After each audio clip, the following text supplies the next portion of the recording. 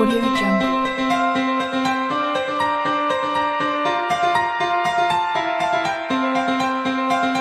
Audio Jungle.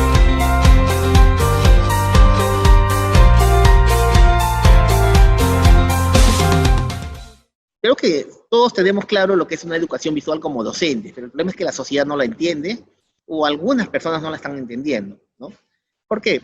Porque en sí lo que se trata es de utilizar medios tecnológicos para emular o para superar lo que es un proceso presencial, ¿ya?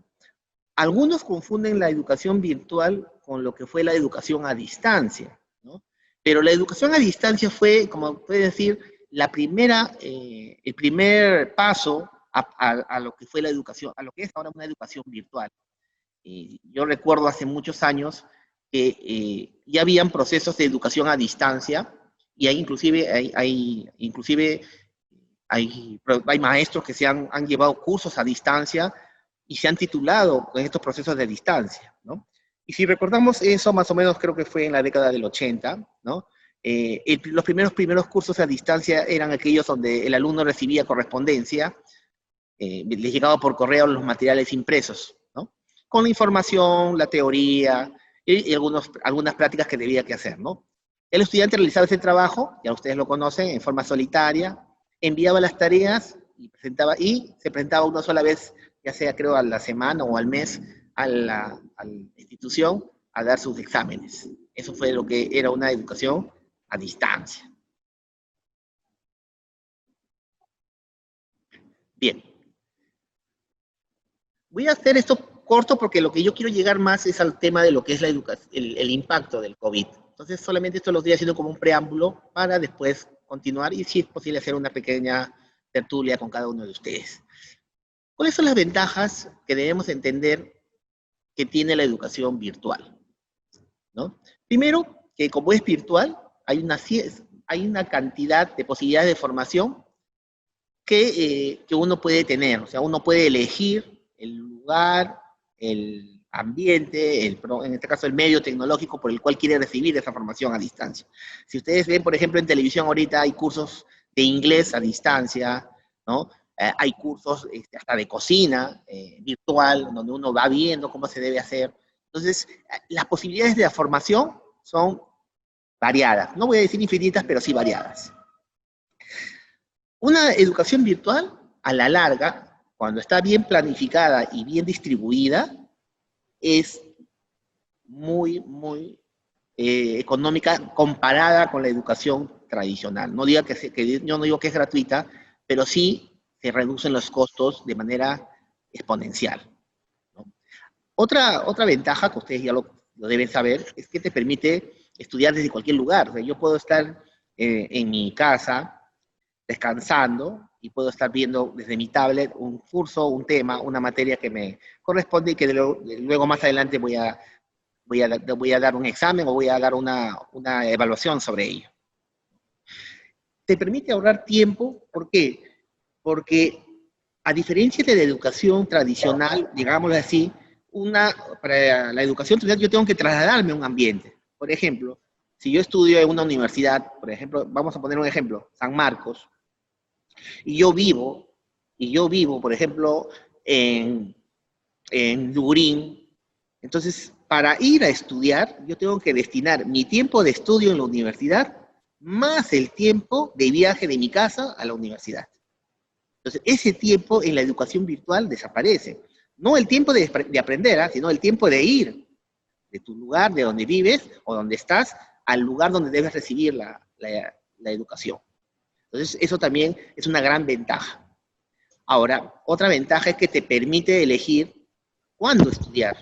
Yo puedo estudiar en la mañana, puedo estudiar en la tarde, puedo estudiar en la noche o en la madrugada, pero cumplo con mi objetivo de aprender, de llevar.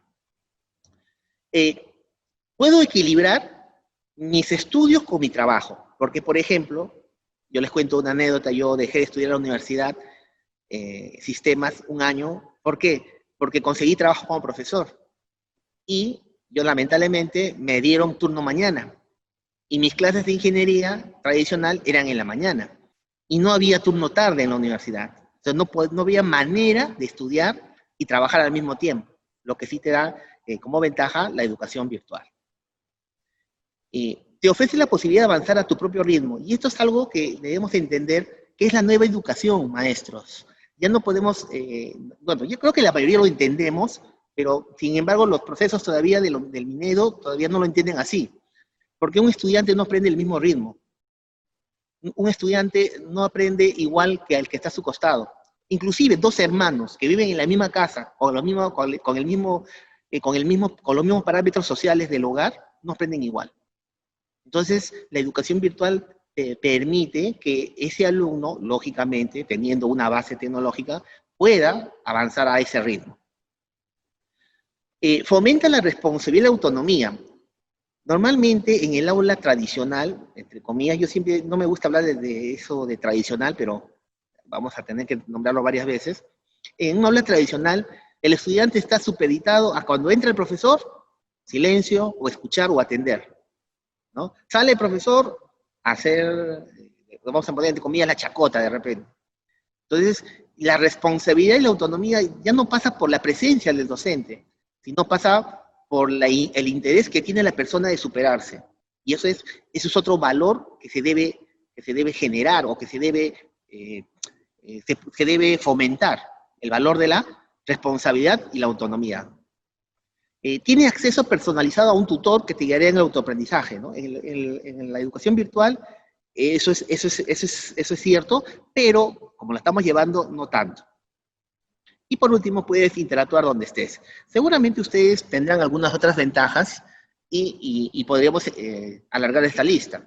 Y eso también será motivo posiblemente de una posible charla, ¿no? Pero no todo es bonito, ¿no? Nada es perfecto en esta vida y lógicamente la educación virtual tampoco. Tiene desventajas. ¿Y cuáles son estas desventajas? Primero, y ese es el gran problema que el Estado no entiende, en este caso el Ministerio de Educación, que requiere más inversión en el tiempo por parte del profesor. Y ahí vamos a hablar del impacto que ha tenido a nivel de los docentes, ¿no? Es bonita, es interesante, requiere que el docente haga un trabajo personalizado con los estudiantes. Como hablaba con una colega que antes de la exposición, ella tiene un aula de primaria y tiene pues 20 y tantos alumnos o 30 y tantos alumnos y puede dedicarse, no a todos, pero a la mayoría. Pero los profesores de secundaria, por ejemplo, un profesor de educación física que tiene 11 aulas o 12 aulas, ¿no? Porque tiene 2 horas y cumple 24, multiplicado por 3, tiene 360 estudiantes. Entonces, eso es lo que no se está viendo. El tiempo que le está dedicando el docente a cada uno de los estudiantes, porque antes los congregaba dentro de un espacio y la misma indicación lo daba para los 30. Ahora tiene que ser una indicación por grupos, de 2, de 3, de 5, de 10. Ojalá que haya docentes que me digan, Lisandro, yo tengo mi aula virtual donde todos entran a la hora que yo digo. Creo que es algo difícil, ¿no? Algo difícil. Bien, algo importante de la educación virtual, y es una desventaja, es que para que funcione, los docentes tienen que tener, no solamente los docentes, los estudiantes, tienen que tener una base tecnológica, lo que ahora llamamos una competencia. Y si un docente nunca ha tenido contacto con la tecnología, entonces el proceso de educación virtual corre un grave riesgo de ejecutarse, ¿no?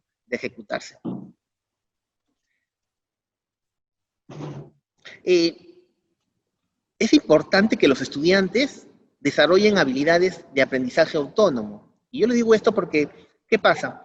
Si ustedes a un estudiante, a un alumno en general, le dicen que aprenda un juego, ¿cierto? El juego tiene una característica de reto.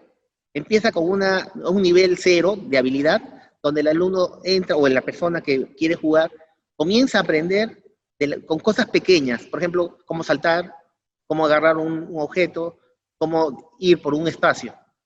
Y a medida que va avanzando, eso va haciéndose más complejo. Entonces se genera una actividad de autoaprendizaje. Pero si eso no se lleva a la parte educativa, entonces el alumno solamente desarrolla habilidades para el juego, pero no para el aprendizaje. Y esa habilidad es fundamental para que exista una educación virtual. un alumno que no tiene esa habilidad de aprendizaje autónomo, es muy difícil que desarrolle aprendizaje en general. No solamente virtual, sino inclusive presencial. La educación virtual, si se lleva como tal, como se dice, al porrazo, va a crear que la calidad de los contenidos y la calidad de la formación del estudiante sea baja. ¿Por qué? Porque si no se da una adecuada relación entre profesor y estudiante, que esto que va de la mano con lo primero, que significa el tiempo que el profesor le tiene que dedicar al estudiante, genera una correspondencia entre calidad y tiempo. Por lo tanto, si queremos una educación de calidad, necesitamos un mayor tiempo del docente. Pero para que un docente tenga mayor tiempo, debe tener mayores incentivos, no como está ahora. Requiere más trabajo del convencional. Claro, porque ahora, eso es una desventaja. ¿Por qué? Porque el docente ya tiene sus tiempos hechos, sus tiempos concretos, y encima de su tiempo hay que dedicarle más tiempo. Entonces yo, por ejemplo, veo docentes, inclusive en mi casa, y mi esposa, para ser más exacto, que trabaja hasta las 12, 11 de la noche, ¿no? Yo también a veces me he quedado hasta esa hora, y entonces, y creo que no solamente soy yo, en realidad creo que es el común de todos los docentes. Y por último, y vuelvo a repetir, seguramente ustedes van a ponerle a esta lista más larga todavía, ¿no? Que una desventaja es que la calidad de los recursos y contenidos actuales no es buena.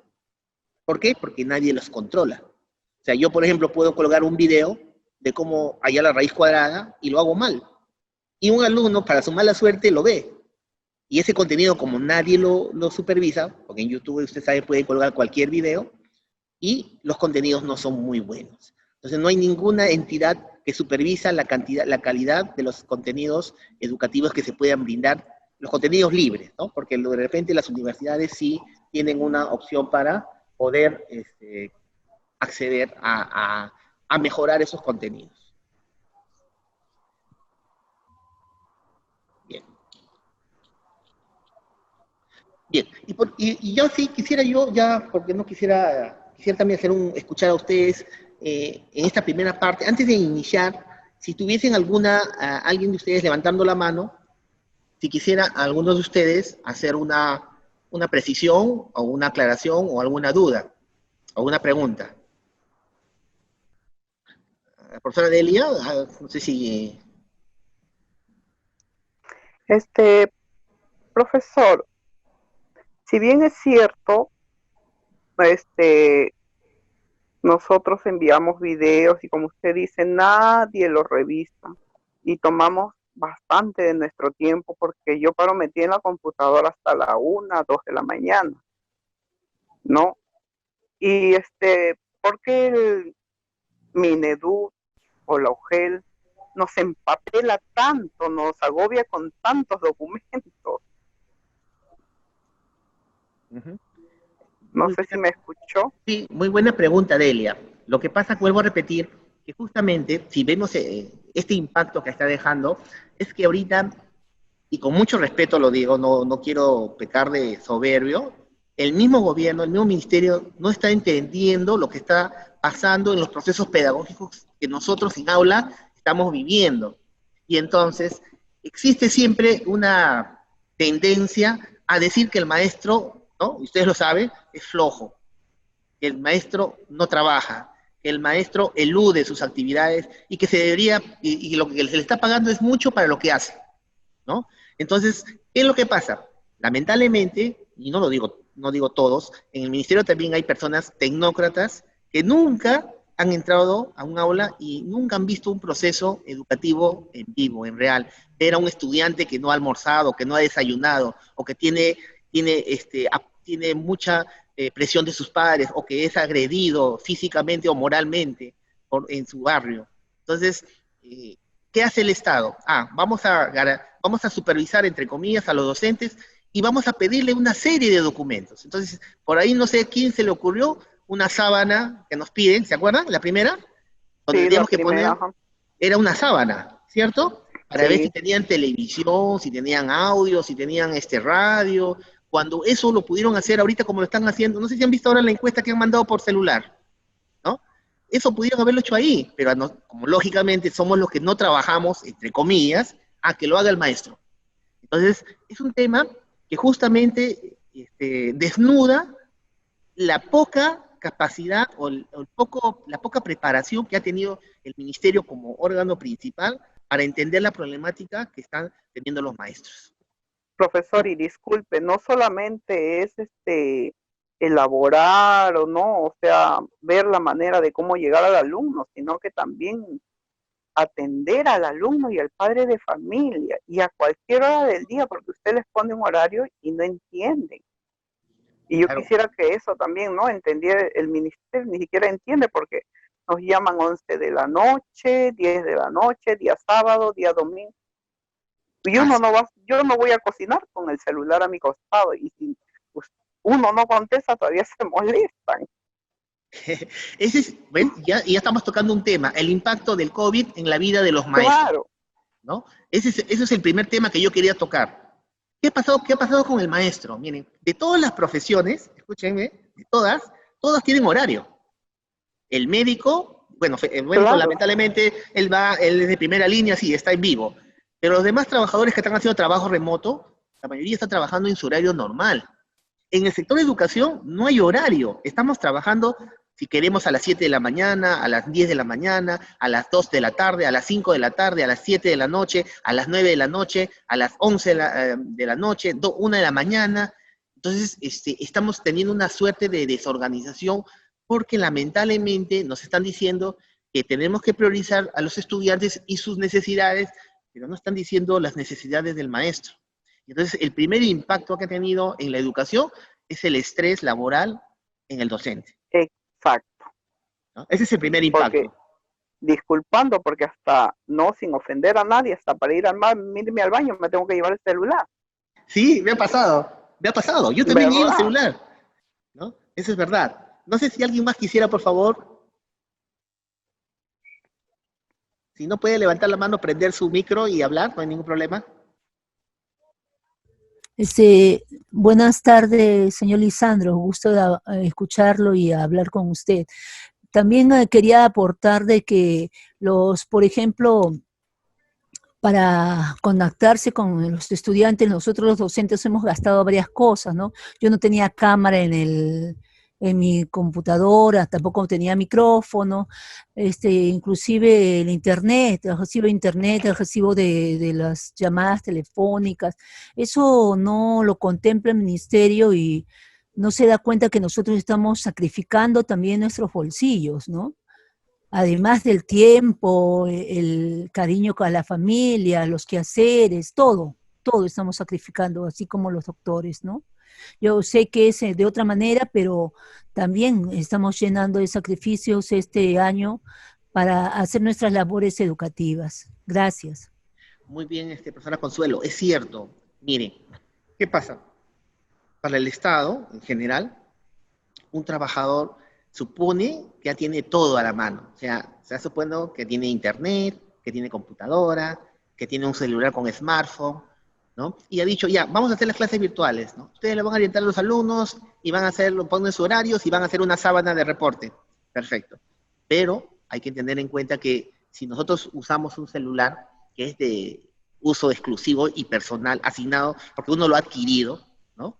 Entonces, exigirnos que usemos nuestro equipo es ilegal.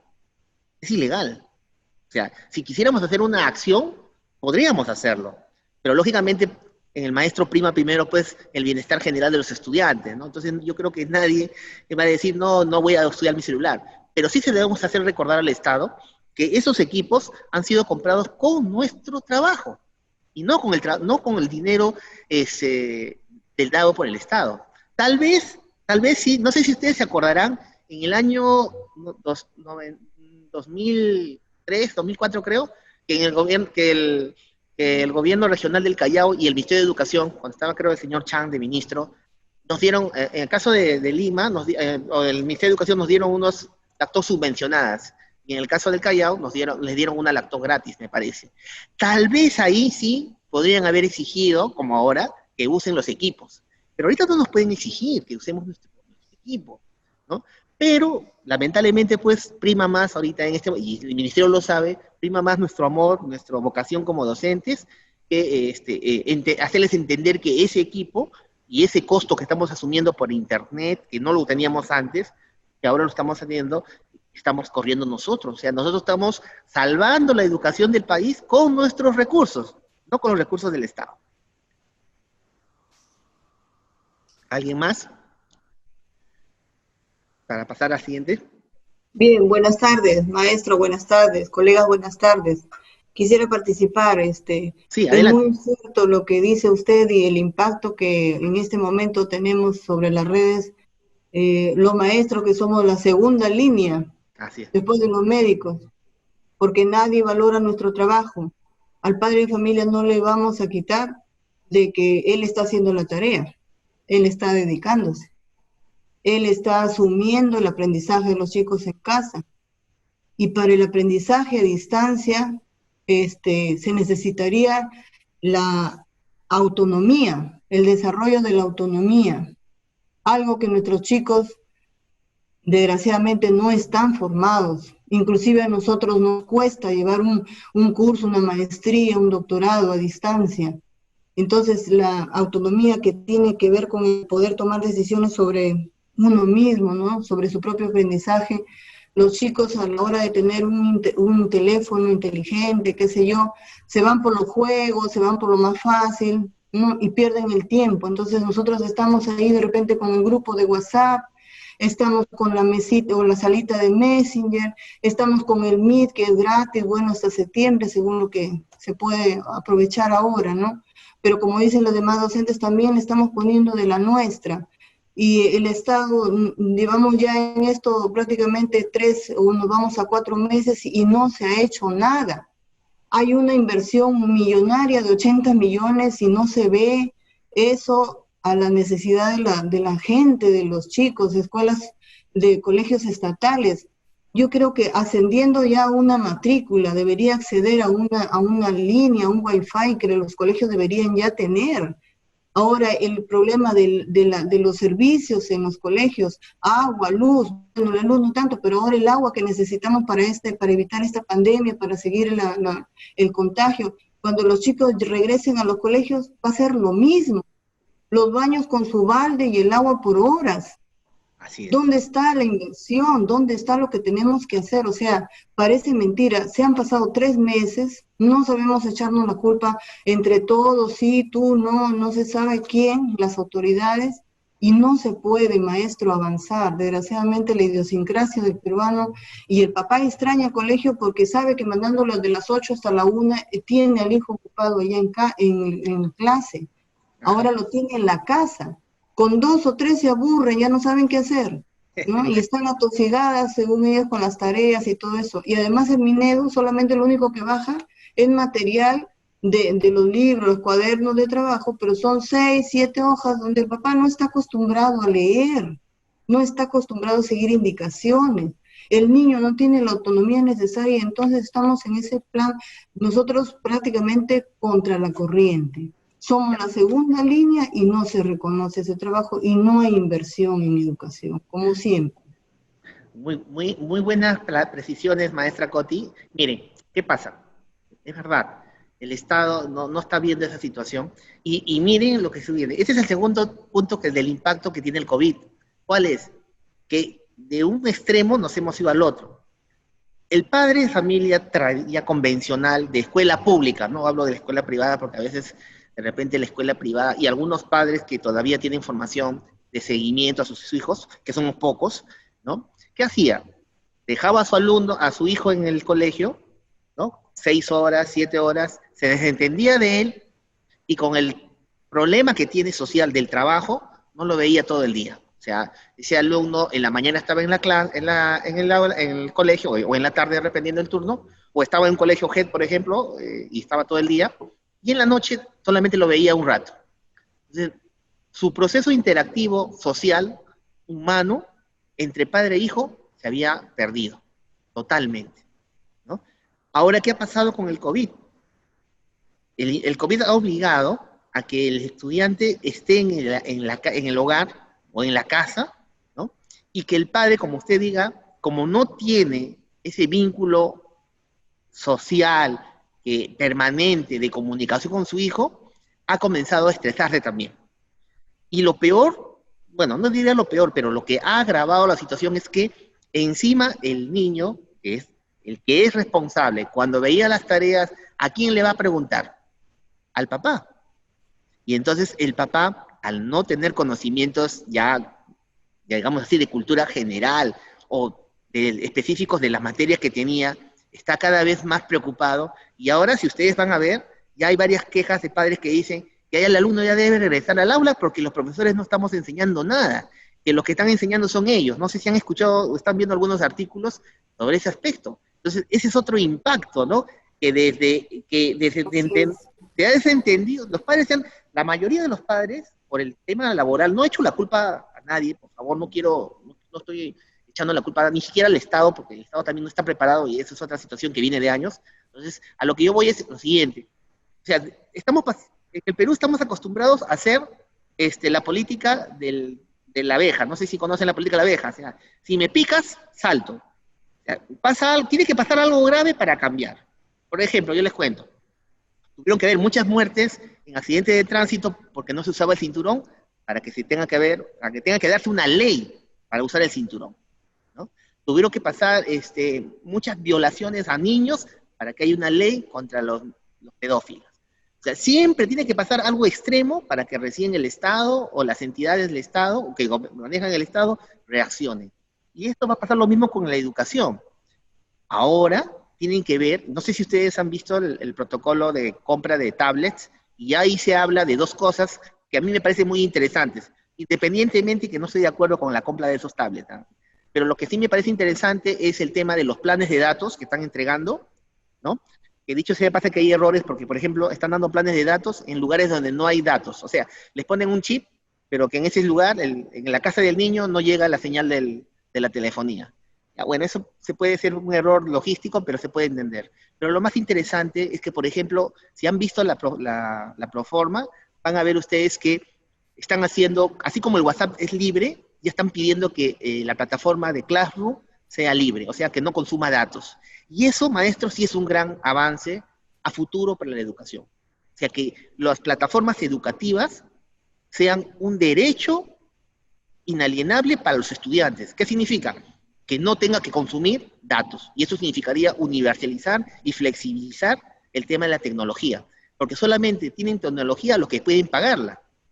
Y no tienen otros ese tema. Entonces, ahí hay otra situación que ha impactado en la familia, ¿no? La familia está, pues, está estresada o está molesta, mortificada, porque han dejado de hacer cosas que antes hacían. Yo recuerdo que mi papá, yo recuerdo que seguramente ustedes también recordarán que nuestros padres nos acompañaban en los primeros pasos de la lectura, la escritura, la caligrafía, ¿no? Los primeros conceptos de matemática, y después los padres de ahora, modernos, no digo todos, pero hay una gran deserción por el tema económico. No sé si alguien más quisiera hablar, participar, perdón. Bien, yo quisiera tratar otro tema, que es el tema del impacto que está pasando del COVID con los estudiantes ya también. O sea, también hay que ponernos en el plan de ellos. O sea, si bien es cierto que ahorita estamos haciendo una catarsis como docentes y como padres de familia, porque un docente no es un robot, es un padre de familia, es un ser humano, un miembro de la sociedad, pero también tenemos que ponernos en el plan de los estudiantes. Un estudiante promedio que estaba acostumbrado a ir al centro educativo, a cumplir con sus obligaciones, a tener un apoyo emocional con el docente, o inclusive con sus mismos compañeros, porque la escuela es un lugar donde el estudiante desarrolla sus habilidades socioemocionales, ¿no? O sea, porque si no, no tendría sentido la escuela. La escuela, más que una área de construcción de conocimientos, que yo siempre he dicho que es importante, para mí lo más importante es que esa persona se desarrolle como un ser social en comunidad en un estado como el que tenemos nosotros. Entonces, ¿de qué sirve que sea, yo siempre digo, ¿de qué sirve que sea un buen estudiante si se va a convertir en un gran delincuente? Si ustedes van a ver, los más grandes delincuentes en los últimos años tienen doctorados, tienen maestrías, tienen estudios de posgrado, han estudiado en el extranjero. Entonces, el estudio de por sí solo no garantiza a un ser humano que dé la talla en una sociedad moderna. Lo que le da condición de ser humano por encima de sus estudios es su condición humana. Y para eso tiene que entender que hay valores fundamentales, como son el respeto, ¿no? Como son el autoaprendizaje, la autoevaluación, situaciones que no se han dado. Y sobre el tema de los estudiantes, yo quisiera que me participen, quisiera que me cuenten o comenten cómo ustedes ven en sus estudiantes este proceso de estos 3 y por el 4.º mes que ya nos vamos. ¿Alguien quisiera, por favor, que quisiera aportar? Están como, les cuento, hay una situación de aula donde, por ejemplo, me comentaba una profesora que hacía su clase con 10 y veía en el chat a 10 estudiantes, pero de los 10, 9 se habían ido a ver televisión y habían prendido. Y creo que estoy igual, ¿ah? Le está pasando lo mismo. Ya, las he hecho reír, ¿ya? ¿Les ha pasado o no les ha pasado? Profesor, mire, Ya, les he hecho reír. Aquí estamos. No, teacher, aquí estamos escuchándole. escuchando. Dándonos cuenta de que nuestros alumnos, sí, pues, le están poniendo también de la suya a los niños, ¿no? En el caso mío, yo tengo alumnos de 4º grado de primaria todavía pequeños y necesitan ayuda de los padres. Algunos papás ya salieron a trabajar. Sí. Entonces ellos están un poco desorientados también en el trabajo y hay que estar con ellos ahí pendientes, ¿no? Sirve mucho la salita de Messenger porque es gratis, prácticamente está en el grupo del WhatsApp, se puede crear ahí mismo, ¿no? Entonces, aprovechemos pues esos espacios y esas herramientas, ¿no? Pero sí los chicos como que se desorientan, a pesar, le digo maestro aquí con franqueza, que las clases, los temas son bien simples, son de personal, son de comunicación, ¿no? Yo estoy preocupada porque matemático, usted sabe, pues, a pesar de todo lo que pueda haber, los usos de la tecnología, matemática tiene que practicarse, ¿no? Tiene que avanzarse y hay conocimientos realmente que sí se necesitan y están totalmente desintegrados ¿no? Para seguir procesos y todo eso. Eso sí me está preocupando en 4º grado, usted sabe, por lo que ya pues terminan este ciclo y bueno, van a empezar el ciclo final de la primaria, ¿no? Y eso, esa es mi situación. Maestra Coti, me ha hecho reflexionar en algo muy importante, que no lo había visto y lo estoy viendo ahora. Miren, qué importante es conversar. ¿Qué lineamientos nos ha dado el ministerio para los padres que esta semana ya comenzaron a salir a trabajar? O sea, hasta la semana pasada, los padres estaban, o la mayoría, no digo todos, ¿no? Un buen grupo de padres no salían a trabajar, y entonces estaban con sus hijos al costado, y podían mal que bien, ya gritando, o en todo caso renegando, o con mucha voluntad apoyar a sus hijos. Pero en este momento, el grueso de padres tiene que salir a trabajar. Entonces, nuestros alumnos de 14 años para abajo, ¿cierto? Porque así lo dice la norma ahora, no pueden salir. ¿Con quién se quedan? ¿Con el abuelito que está mal? ¿Con el tío? ¿O con quién se está quedando ese niño? ¿Y cómo va a ser el seguimiento con nosotros? El Ministerio de Educación no nos ha dado ningún lineamiento para esta tercera etapa. Hablan de la tercera etapa de inserción económica, pero no hablan nada de la etapa de inserción educativa, ¿no? O tal vez dirán, ya nos querrán mandar a los colegios, y eso sería un gran temor para todos nosotros, que nos envíen junto con los estudiantes a las aulas, que eso sería, yo particularmente no creo que estemos en condiciones para entrar. Entonces, miren, otra situación, el Estado no ha previsto que ya los padres ya no están en aula, ya no están en casa, y los jóvenes, y los niños, los adolescentes menores de 14, están quedándose con ¿quién? ¿Quién hace ese seguimiento? ¿No? Entonces, ya alguien quisiera aportar sobre ese tema. Profesor, yo quiero aportar otra cosa. Si bien es cierto, los niños, no, la gran cantidad de padres hoy en día se van a trabajar, pero desde un inicio que empezaron clases virtuales, a lo menos a mí me pasa porque yo tengo 5º grado, ¿no? La mayoría no cuenta con una tablet, con una laptop, utilizan el celular. Y todo un mes me la pasé escuchando puras quejas que ellos no podían hacer la tarea porque yo utilizo el Meet y utilizo el Classroom. Claro. Y viera usted, de 30, 15 cumplen la tarea. El resto que no pueden por el celular, que el celular se lo lleva el papá. Y al principio me entraban al Meet 28 de 30. Hoy en día, desde que se reaperturaron ya las labores e incluso 15 días antes, los papás ya estaban saliendo y se llevan el celular y el niño se queda sin el celular y mismo puedo entrar porque mi mamá se llevó el celular. Mire, ese es otro problema. Así es, ¿no? Uh-huh. ¿Qué hacemos? Esa es la situación que tenemos que ver, que plantear, porque como usted dice, maestra, hay padres que en el caso de los menores en primaria no tienen un equipo, porque Claro. por la edad que tienen no es necesario todavía que lo tengan. Entonces, ¿ese equipo de quién es? Del papá. Y cuando estaba en confinamiento, bueno, lo podía utilizar porque estaban en el mismo espacio, ¿no? O cercanos, digámoslo así. Ahora que el padre ha salido, y normalmente sale con el celular, ¿cierto? O sea, ya nos queda a nosotros trabajar de medianoche, a nosotros, los profesores, porque es la hora donde van a estar con el celular los niños. Y eso pues sería contraproducente que no se esté tomando esas medidas, ¿no? Yo, por ejemplo, sobre ese tema yo había planteado en un artículo que el Estado debería entender y hacer ver dos cosas, ¿no? Que el Internet para los estudiantes, así como hay Caliwarma y se hace todo un seguimiento, se hace un listado de familias que le corresponde, debe haber también un listado de familias que necesitan que se les asigne un equipo, ¿no? Que no solamente en provincias, sino también acá en Lima, y que se les asigne un plan de datos, netamente educativos, ¿no? Porque claro, no le van a dar para que tenga YouTube, para que esté viendo TikTok, o para que esté viendo, pues, esto es guerra en YouTube, ¿no? Porque en YouTube se cuelga todo.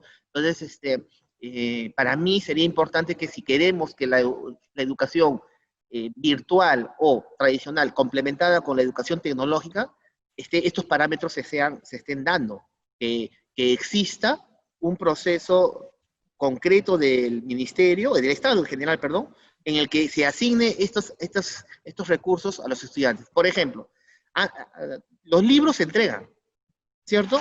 ¿Cuánto cuesta un libro? ¿Ustedes han visto los precios, maestros? Los libros que emite el ministerio son 11 libros impresos en papel, consumiendo tantos recursos. En vez de imprimir 11 libros, ¿no sería más conveniente, comprar una tablet y en esa tablet incluir los 11 libros y la conectividad? Pienso que para mí eso sería una acción mucho más que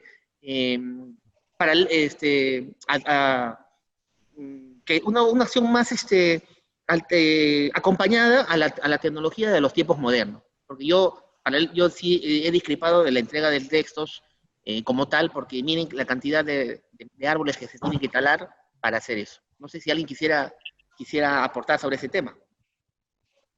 Sí, profesor.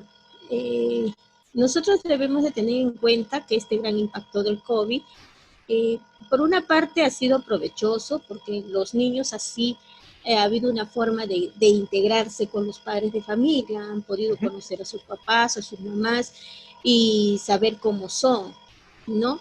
Entonces, esa falta de cariño, esa falta de amor, esa falta de comprensión que faltaba antes, lo han tenido en ese poco tiempo o no lo han tenido, porque siempre y cuando los padres se hayan integrado, como dicen, ¿no?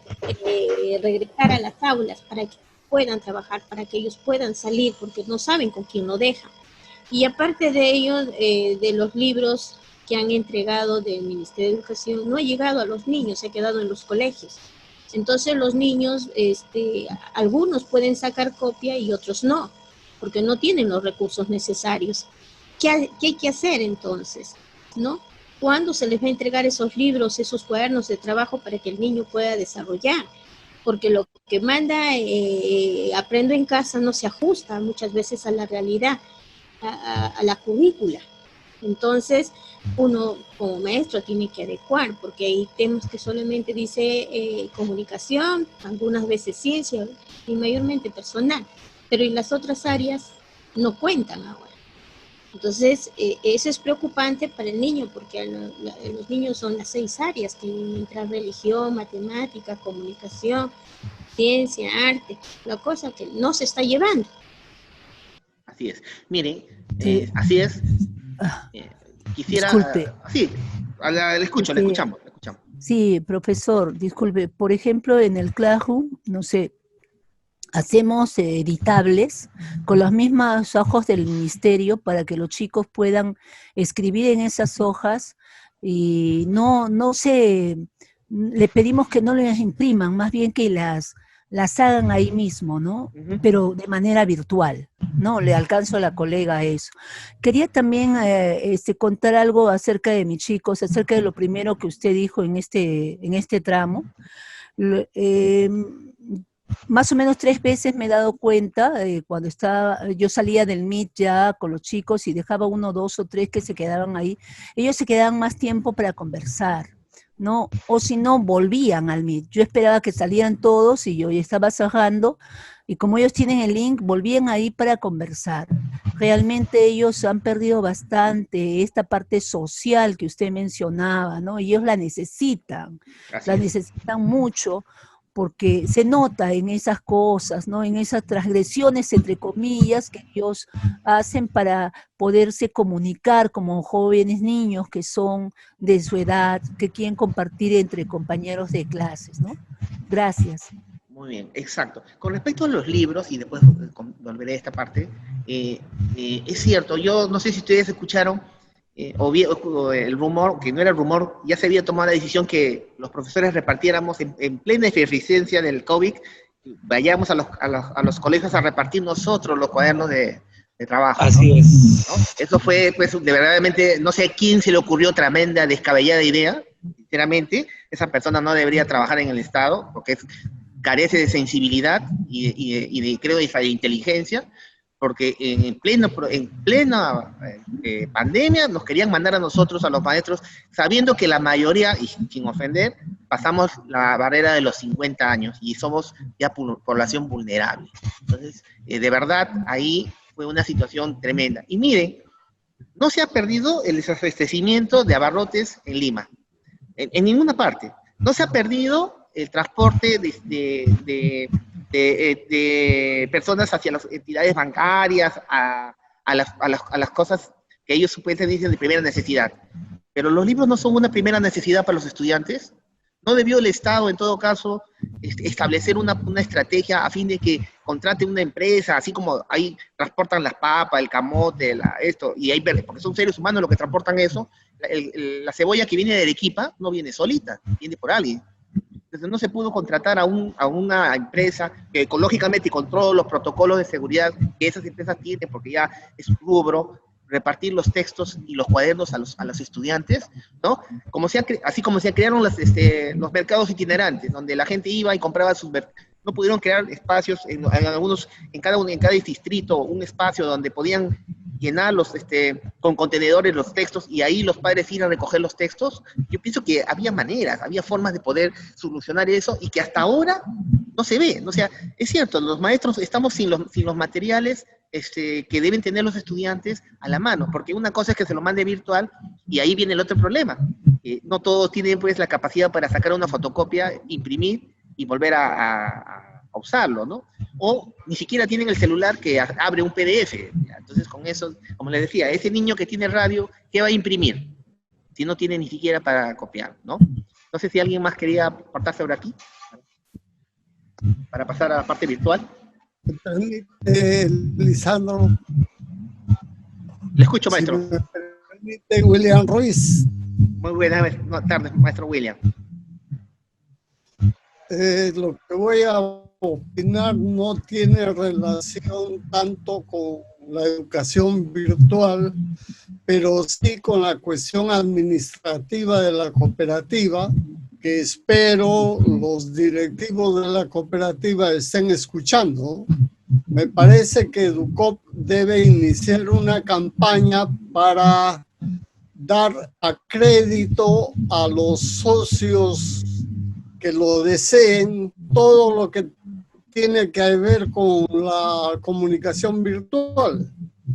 Computadoras, celulares, tablets, además de los implementos, en el caso de las computadoras, si necesitan parlantes o micrófonos, a una tasa preferencial que podría ser del 1% como mucho, ¿ya?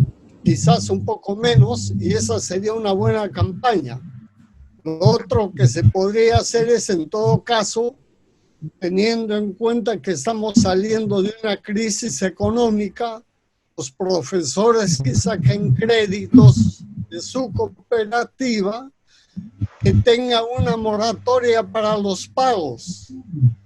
De manera que, por ejemplo, si sacan su crédito en julio, comiencen a pagar en noviembre o diciembre. Porque en este momento lo que estamos haciendo es pagar las deudas que hemos contraído en los mercados, en las bodegas, porque lógicamente el sueldo o la pensión de lo que recibimos los cesantes no nos alcanza, ¿no?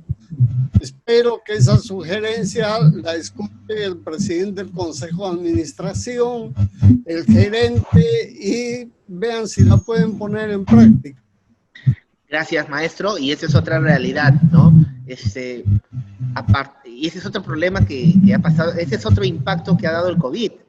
El tema, y no lo digo por Educova, lo digo por el tema de estas personas que han comenzado a lucrar con la necesidad de las personas en diferentes aspectos. ¿Se acuerdan ustedes que comenzó primero con el agua, con el papel higiénico, con el alcohol y el gel? Yo les cuento una anécdota. A mí, a las 2 semanas a las 2 semanas, no, miento. A los 2 meses de la pandemia, se malogró mi lacto. Y tenía la necesidad de arreglarla, porque la podía arreglar. Pero yo esa lacto la había importado del extranjero, y aquí ese modelo no había aquí. Y como tal, no había repuestos para esa marca. Entonces, como no podía arreglarla, porque me iba a demorar 4 meses, ahí la tengo botada la lacto, porque me van a traer los repuestos, ya seguramente la venderé después, no podía hacer nada, y tuve que ir a comprar. Les cuento que no encontraba lactos, ¿no?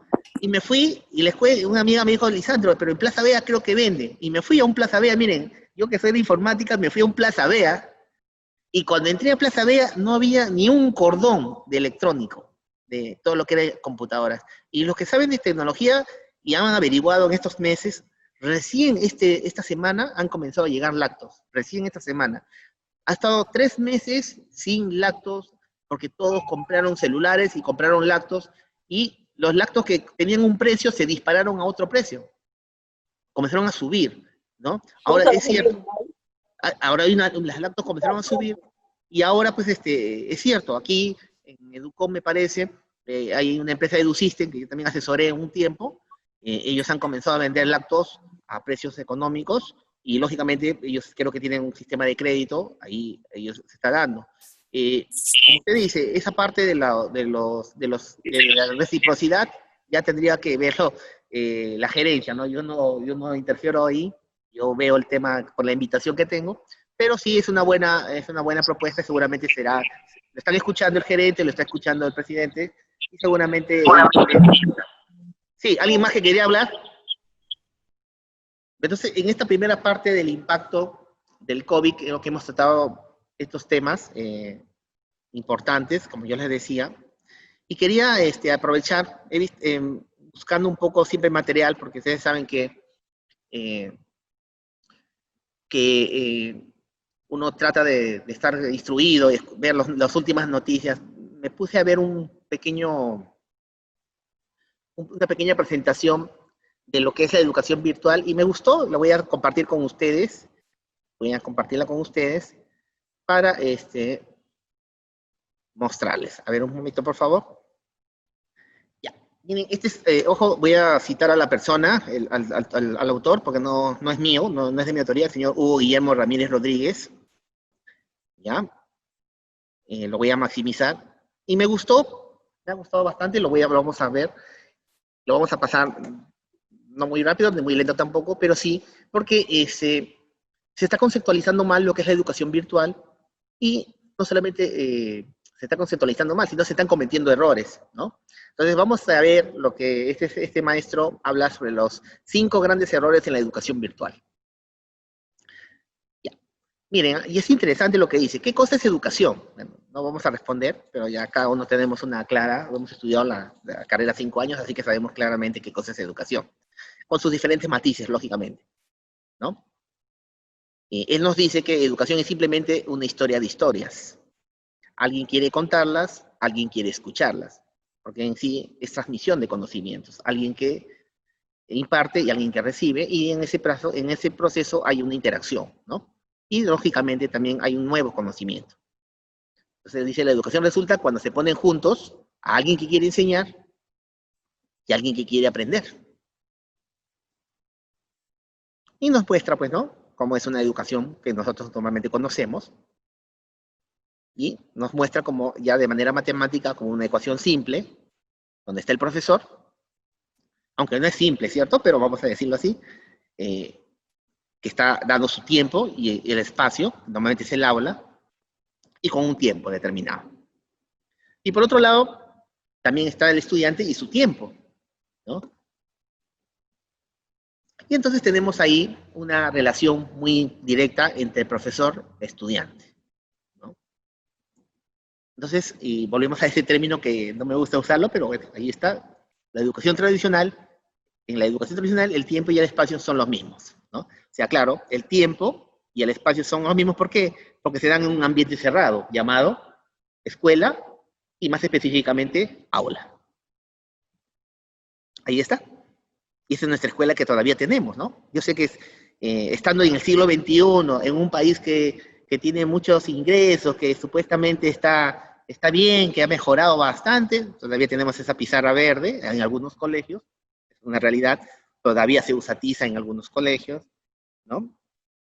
Y todavía también tenemos esas mesas chiquititas que ustedes ven ahí. Ese es en otro país, y miren, igual, lo mismo, la pizarra, ya es trazo negra, la tiza, las mesas, de la misma manera.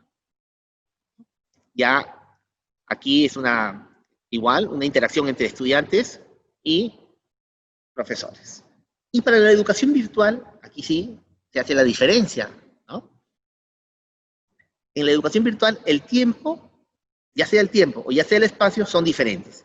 Porque en la educación virtual existen 2 tipos, bueno, existen 3 tipos, pero las 2 comunes son la educación sincrónica y la educación virtual asincrónica, ¿no? La educación virtual sincrónica es cuando el estudiante está en el mismo tiempo, ya no importa el espacio, recibiendo o interactuando con el docente. Y la educación asincrónica es cuando el tiempo y el espacio son diferentes. Entonces, estas es las 2 tipos de educación que generalmente se toma en la educación virtual. También existe el Bell Learning, que después ya no creo que lo toquemos, pero ahí está. ¿Y cuál es el medio para que pueda sucederse esta educación virtual? En este momento es la tecnología. ¿Y cuál es la tecnología? La conexión a Internet. Pero miren lo que nos dice este maestro, ¿eh? Ahí está, ¿no? La tecnología. Pero educación virtual, miren, por eso me gustó y por eso lo estoy compartiendo con ustedes. La educación virtual la hemos tenido durante siglos, maestros. O sea, no es una situación que, ahorita. Lo que pasa es que asociamos educación virtual con tecnología. Y por traslación decimos tecnología electrónica. Pero la tecnología no solamente es electrónica. Miren, les voy a enseñar una tecnología de hace siglos. ¿Qué son esos? Jeroglíficos. Y ya los egipcios contaban sus historias a través de jeroglíficos. ¿Hace más de qué? Creo que hace más de 3.000 años, si no me equivoco, no quiero pecar, no quiero parecer que no recuerdo mis clases de historia. Los profesores estudiantes en tiempos y espacios diferentes. O sea, iban y revisaban. Siempre se han conectado. en tiempo y espacios diferentes. ¿Y sabes cuál es la tecnología que se usaba hace siglos? Que tan venidamente tenemos ahora. Los libros, maestros. Los libros son la tecnología que siempre ha existido y que demuestran que ya existía educación virtual. ¿Quién de ustedes no se ha pasado toda una tarde en la Biblioteca Nacional para hacer su tesis o para hacer una monografía que nos dejaban en la universidad o en el mismo colegio? Yo tenía mi biblioteca del distrito, biblioteca distrital, con mi carnet de biblioteca que iba a hacer mis tareas. Y los libros ya eran la tecnología de esa época. Ya hacíamos educación virtual, porque estábamos en espacios y en tiempos diferentes. El autor de repente ya había muerto, pero estaba escuchando, cuando leía una hoja, estaba escuchando a ese profesor o a ese autor. Cuando veía un gráfico y desarrollaba ese ejercicio, estaba desarrollando conocimientos de una persona que ya no estaba ni conmigo, ni en tiempo, ni en espacio. Y con esta ancestral tecnología, miren, ahí está, esta persona tatuada, todo pan, pero leyendo un libro, miren, lo que demuestra, una imagen, lo que nos demuestra, alguien en un tiempo y en un lugar puede contar una historia.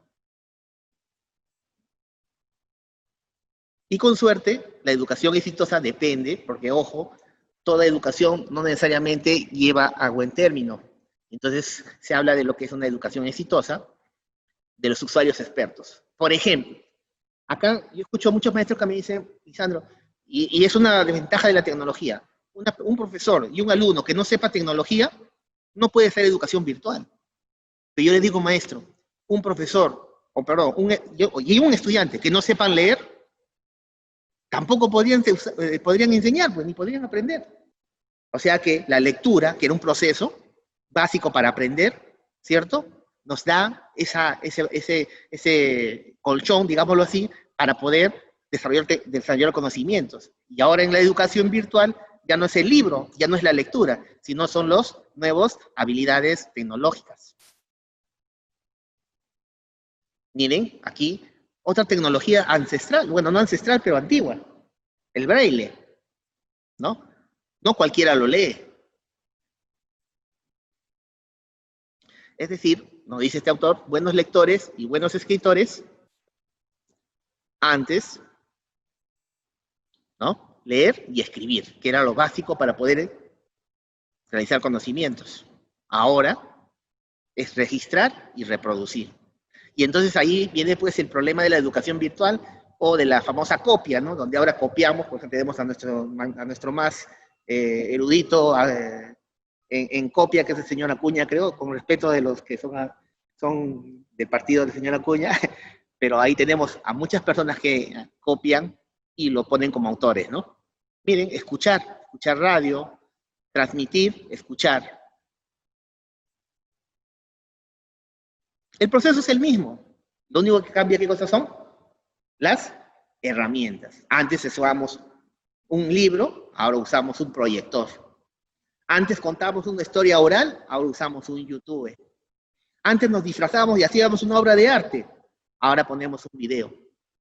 Entonces, el proceso es el mismo, no ha cambiado. Lo único que ha cambiado son los medios, pero también los ritmos. Antes era más pausado, ahora los tiempos son los tiempos son diferentes y los ritmos son diferentes. Hay ritmos pausados, pero también hay ritmos acelerados. Ahora, usted puede estudiar inglés, un curso acelerado, o puede llevar un curso de inglés pausado. Usted elige el ritmo. Y entonces, cuando le damos a la educación un tiempo y un lugar, creamos un curso. Y un curso es un lugar al que vamos. ¿A qué vamos? A escuchar una historia, ¿no? Me interesa, interesante, no digo que sea verdad absoluta, pero me parece una muy buena posición, por eso lo quería compartir con ustedes. Y nos dice aquí que entonces un curso es una historia, con un anfitrión y varios invitados.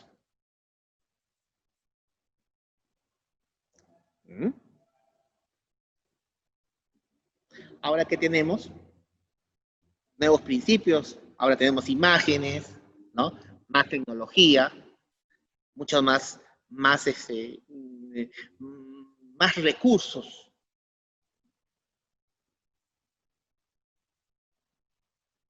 ¿no?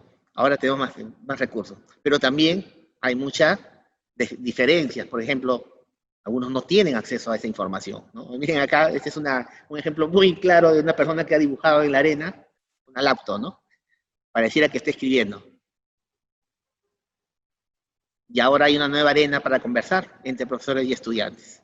Y eso es el aula virtual. Entonces, el aula virtual se reemplaza por un campus virtual, donde el campus virtual viene a ser el colegio o la universidad, y los espacios pequeños ya propios son las aulas, ¿no? Y en una aula, ¿qué cosa hay? Se desarrollan actividades, y esas actividades pueden ser discusiones, cuestionarios, tareas, glosarios, chats, blogs y wikis, pero también se tienen que tener recursos, y esos recursos ahora ya son los enlaces, las lecturas y los objetos de aprendizaje.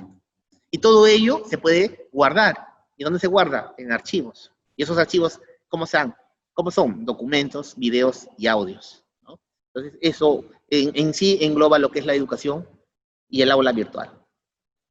Y al igual que en el aula tradicional, donde había tizas, estos mapamundis, esos mapas, el esqueleto inclusive a veces colgado, que a veces nos asustábamos en primaria, ¿no? Ahora hay otras herramientas, ¿no? Ya debe haber una laptop. Igual.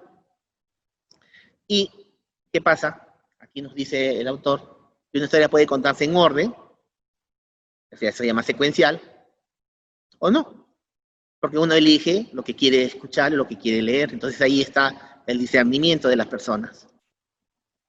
Entonces, ya viene el estilo de aprendizaje de cada uno de los estudiantes. Puedo tener muchos recursos, lecturas, audios, enlaces, videos, simulaciones, objetos de aprendizaje y actividades, wikis, glosarios, discusiones, pero no tendrá vida, porque son solamente objetos inanimados. ¿Quién debe estar ahí guiando estos procesos? Es el docente.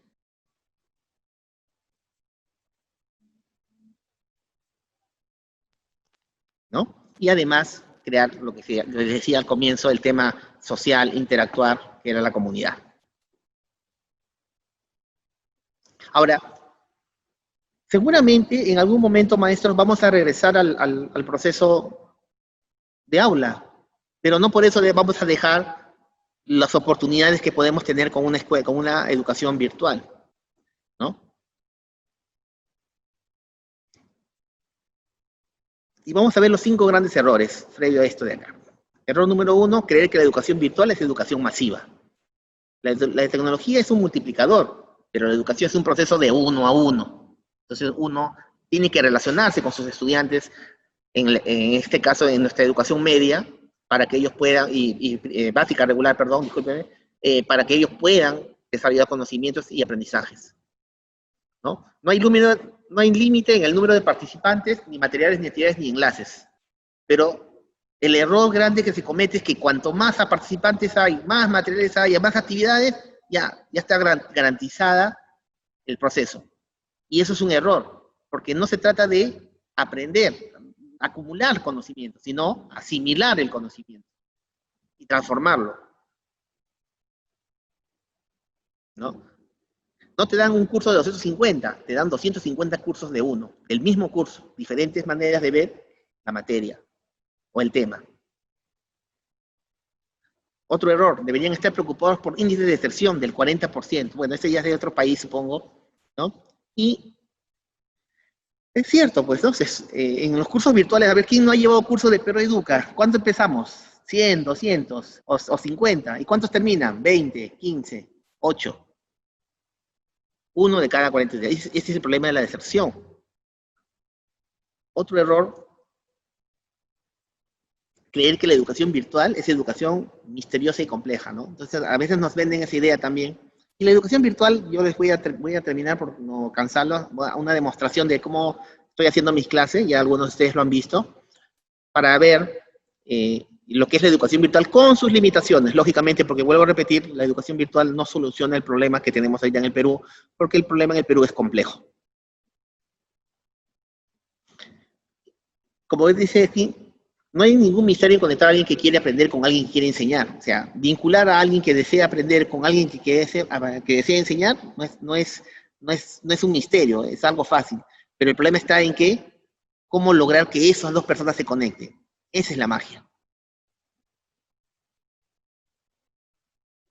Y hay otro tema que nos dicen, ¿no? No, ya los profesores, ya que ya no pueden, ya no van a poder pasar a convertirse en profesores virtuales. Eso es falso, ¿no?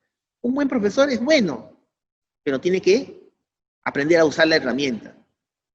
Por ejemplo, miren, yo pongo un ejemplo también, bueno, yo generalmente pongo el ejemplo del carpintero, pero ahora lo voy a poner más moderno. Les pongo el ejemplo del maestro peluquero.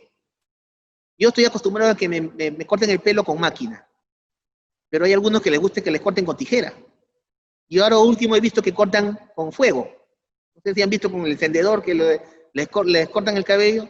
Entonces, y a la final les hacen buenos cortes. Entonces, la herramienta no es fundamental, sino la persona que usa la herramienta, ¿no?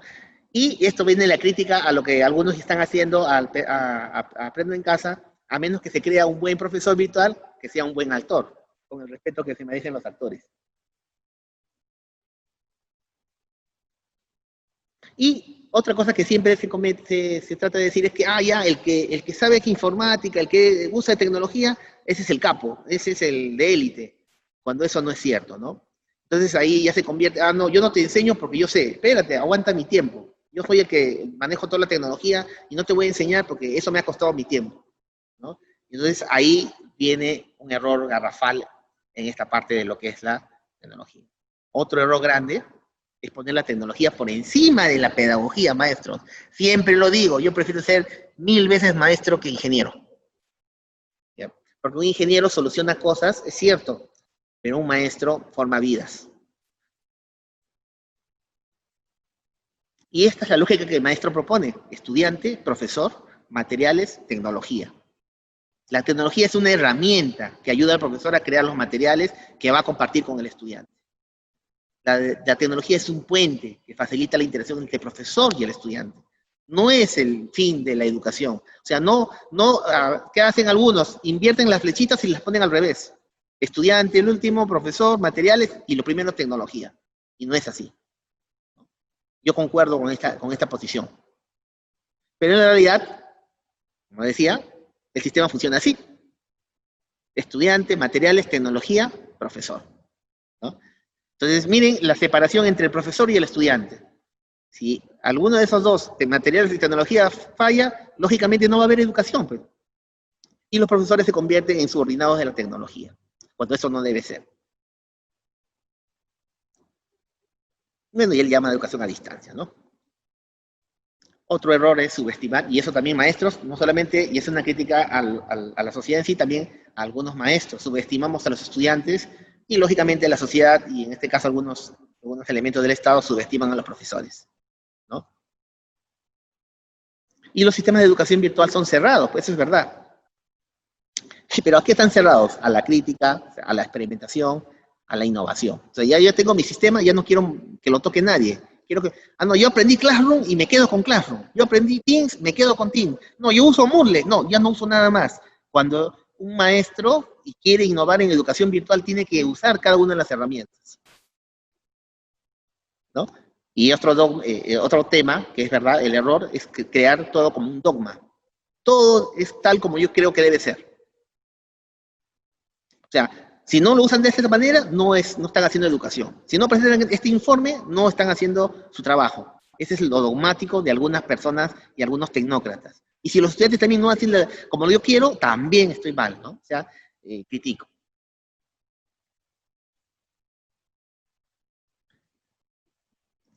Los estudiantes reciben objetos, paquetes, módulos prediseñados, no cursos. Claro, ¿no? Eso es lo que estamos viendo ahora con Aprendo en Casa. Eso es lo que se está dando. Un paquete de producto de un diseñador. Un curso es un evento imprescindible y único, como un educador como anfitrión. Miren qué bonita reflexión. No sé si estarán de acuerdo conmigo.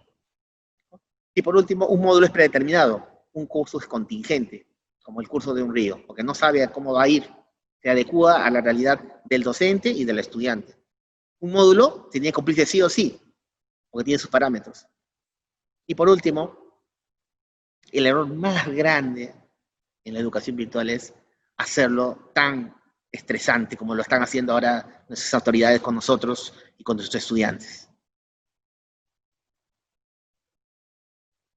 No solamente es un sinónimo, creo que es como que decirle que si el profesor no está estresado, no está trabajando. Eso es lo que estoy viendo en algunos directivos, en algunos profesores, ¿no? El control, la supervisión, las mediciones, los indicadores y los reportes han reemplazado la libertad y la flexibilidad que habían prometido progresivamente la educación virtual. La educación se transformó en un proceso industrial. Si no se logra este reporte, no has trabajado. Si no evidencias que has hablado con estudiantes, no te vamos a pagar. ¿Ya? Es una suerte de decir que el maestro puede ser un gran mentiroso, es un gran estafador, es un gran el usor, ¿no? El usor de sus actividades. Y eso ahorita nos están haciendo ver así. Cuando en realidad la educación debe ser accidental, impredecible, sin guiones. Claro, eso no significa que no se debe planificar, no se debe tener todo ordenado y las herramientas y recursos preprogramados. Pero de todas maneras, el acto de aprender es un acto accidental. Y eso es espontáneo en la educación virtual. Y lógico, en la educación virtual se tiene que tomar riesgos, pues maestros. Porque a veces un alumno sabe más en parte tecnológica que un profesor. ¿Quién de ustedes, su nieto, su sobrino, no ha configurado su celular o ha manejado su control remoto de su televisor, le quitó alguna cosa que no quería? ¿Por qué? Porque los estudiantes también enseñan. Y otra cosa, otro error de la educación virtual, todo tiene que ser igualito. O sea, el mismo módulo de matemáticas para comunicación, para educación artística, para EPT. Todo se estructura igual. Y eso es el problema, el error de la educación virtual, que algunos ejecutan con la educación. Yo no digo que la educación virtual sea el error, sino cómo las personas ejecutan la educación virtual. Hacer, pensar, mirar, analizar, proponer, construir. Los mismos ingredientes no pueden ser formulados para todos los cursos. La única constante debe ser el deseo continuo de divertirse. Otro error es buscar la fórmula. Y no hay fórmulas, maestro. Pero virtualizar un tema de estudio no debería matar su encanto. Es cierto, el proceso de virtualizar es pasar... Por favor. Ya voy a terminar. Ya está. Bien. Entonces, virtualizar un proceso educativo, por eso educación virtual. La educación significa pasar a virtualizar algunos procesos para que se logre el objetivo. ¿Cuál es el objetivo? El aprendizaje. Ese es el objetivo. No decir, estamos usando televisión, como escuché al ministro y al presidente decir, el 95% ha llegado a Aprendo en Casa. Yo digo, 95%, wow. Y en mi aula nomás yo tengo casi como 30% que no ve, no sé dónde está ese 95%, con respeto, con mucho respeto lo digo. La labor de un profesor virtual debería estar siendo entretenida y fascinante, y para eso pues el Estado debe darnos las facilidades, debe confiar en el maestro, ¿no? Debe entender que el maestro es un ser que innova, que crea, que produce, no que simplemente hace reportes estandarizados para que nos amenacen con que si no lo hacemos no nos van a pagar.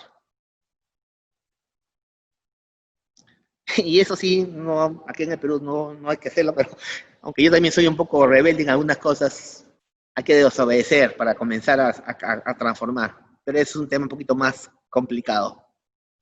Y por último, nos pone un último gran error adicional, continuar con los mismos errores.